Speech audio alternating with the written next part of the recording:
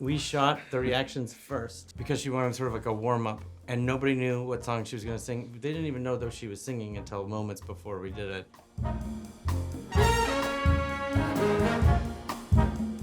With so much real science in there, Yeah. is this still science fiction or is it rather science fact? Well, there's a little bit of fiction. You mean the 3 different types of aliens that are in the Yeah. I mean, they're more like theoretical possibilities than they are observed realities. What's great about Andy Weir's book and all of his writing is that it is so grounded in real science. It feels like it could really happen and doesn't feel like some fantastical thing, but everything comes from like a scientific backing. Like the idea of Rocky came from him like imagining what the conditions on that planet would be and what a species that could survive on that would be.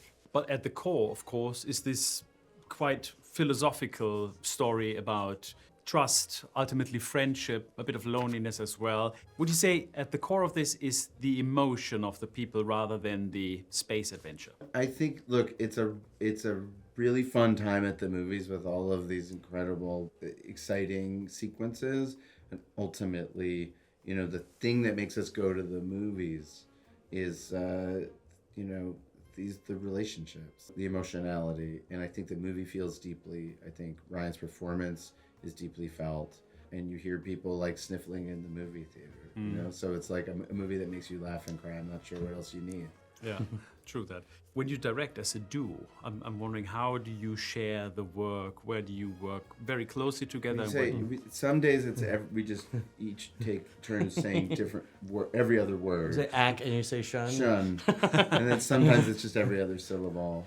No, we really don't divide the labor. We both we're sort of joined at the hip, and we've talked about these scenes. By the time we get onto set, we've talked through the scenes, rehearsed the scenes. Like in this one, we've done animatics and pre-shot visual, virtual versions of a lot of the scenes. So we are aligned in our goals, and then and so that makes it sort of that we have one voice.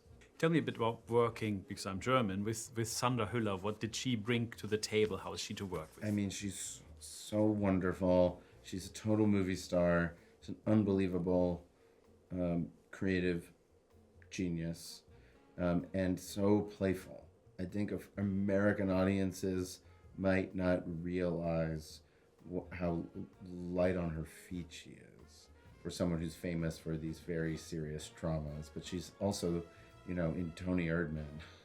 So she has an unbelievable range, and there's so much spontaneity in her performance. Right, that role could have been sort of stereotypical cold, icy boss, but she brought this warmth to it and a naturalness to it.